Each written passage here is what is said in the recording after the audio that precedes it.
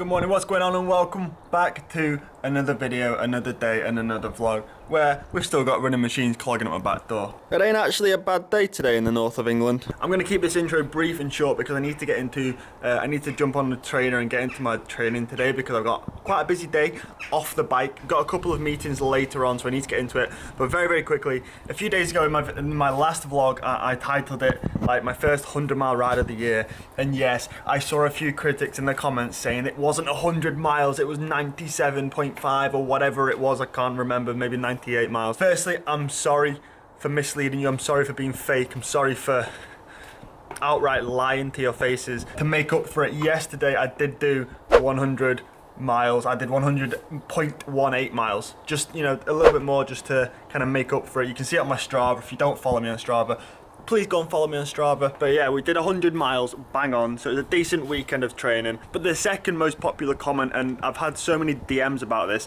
since the video went live, and that is, how do you fuel yourself for 100 miles? Like, I'm finding I'm going out and I'm getting hungry halfway around, or I'm blowing up, or I'm bonking, or whatever. So later on in this video, I've not got time right now, but I'm gonna sit down and do a segment where I'm gonna talk about how I fuel for 100-mile rides.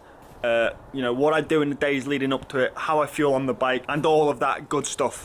But sadly right now we've not got time. Oh, so I just whacked her in the head, I'm sorry mate. Anyway, we're gonna need this pair of shoes, and we're gonna need this stationary trainer, and I need to get changed. Bought a new clock the other day, what do you reckon? On my training plan, I've got 3 hours to do today, but like I said, I've not got time to do the 3 hours in one. Things have just got in the way.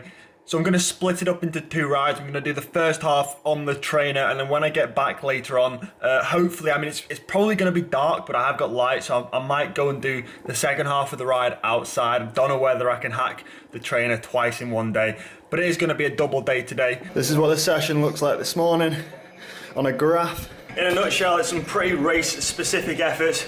It's like a 30-second sprint or 30-second burst into 3 or 4 minutes, like FTP pace, kind of like threshold, and a recovery. We're gonna do 5 of them in total. Pretty grim session. Hour 25 in the legs. That's session number 1 done and dusted. Protein. All right, that's a nice little segue into what I want to talk about now. Now, I want to premise this little segment to the vlog and say, I'm not a nutritionist. I don't know everything I need to know about nutrition, and there's probably some things that I don't do that I should do that would make me a better athlete. My nutrition, my diet is pretty good. I feel like it's, you know, fairly good, but definitely not 100%. So yeah, bear that in mind. I just want to say that before I get all the comments from all the nutrition experts in the chat that are gonna tell me that I'm completely wrong and I'm deluded and I've got no idea what I'm talking about, because I probably haven't. But this is what works for me. Yeah, this is what I do. I'm not really going to talk about kind of nutrition as a whole. I'm just going to specify and talk about what people have been asking me in the last couple of videos, and that is how I fuel myself for a 100-mile bike ride. Now, first thing is, like, when I know that I've got a long ride coming up, I will prepare myself for that. So I'd say maybe 2 days, at least a day before. You want to be eating, like, making sure you're eating a decent amount of food and a lot of complex carbohydrates. So things like pasta, rice, potatoes. You also want to have like decent protein. I'm not a vegan, so I would have chicken, stuff like that. Whereas if you are a vegan or you are a vegetarian, some, you know, protein, plant-based protein alternatives, corn, for example.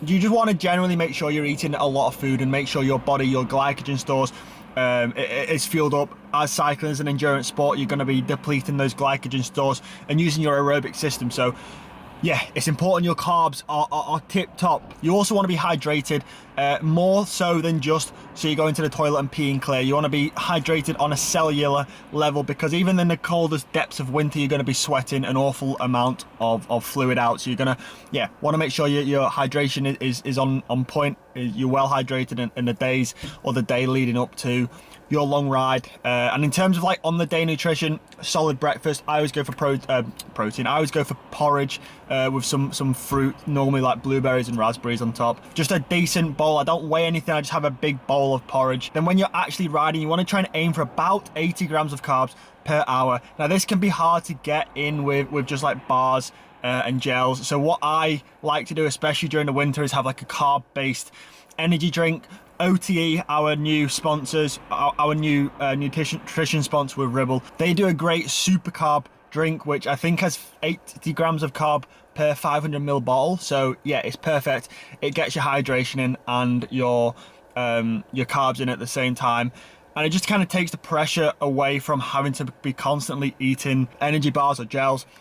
Personally, I like to stay away from gels when I'm training, just because it's like anything. If I drink coffee every day of my life, my body's going to be less receptive to that caffeine in the coffee because it's used to it. It's the same with gels. If I'm having gels every day of the week, you know, all throughout the year, firstly, I'm going to have no teeth left. But secondly, it just makes your body more tolerant to that gel. So, and I don't want that. You know, when I go racing and I pop a gel in the final hour of a race, I want it to give me a real kick, a real buzz. Therefore, I like to just stay away from gels, and in general, I just like to have more real food and real bars, energy bars, solid food during training. So yeah, that's kind of it. I like to aim for like one piece of food per hour. So whether that be a piece of flapjack, an energy bar, a banana which is full of potassium, which is also great for riding and keeping fuel in the legs.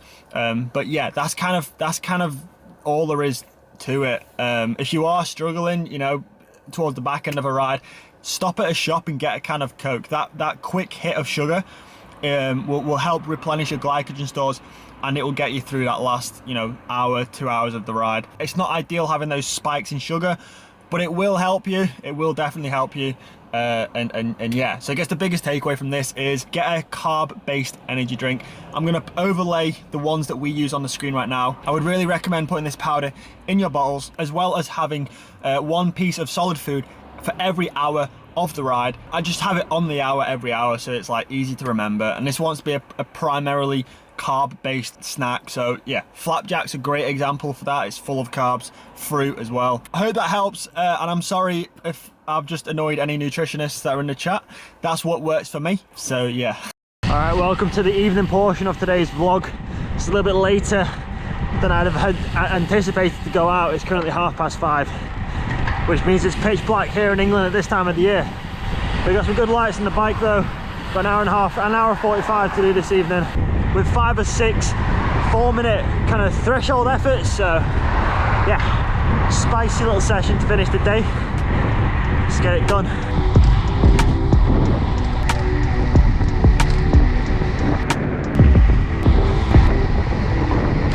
I've got 45 minutes to do before the effort, so I'm just trying to I'm kind of like trying to ride around roads which are fairly well lit with street lights, because it's yeah, visibility isn't great. But to be honest, it's reasonably mild this evening. Like, I've come out without gloves on and I'm not cold, so yeah, it's as far as evening rides go, it's a pretty nice one.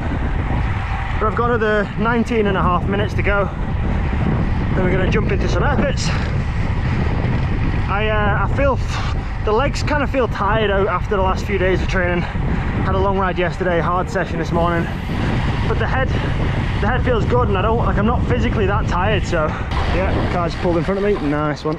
Yeah, my legs say stop and my head says go. So hey, the head says go, and that's the main thing. So we're gonna go. It's the first effort done, 4 more to go.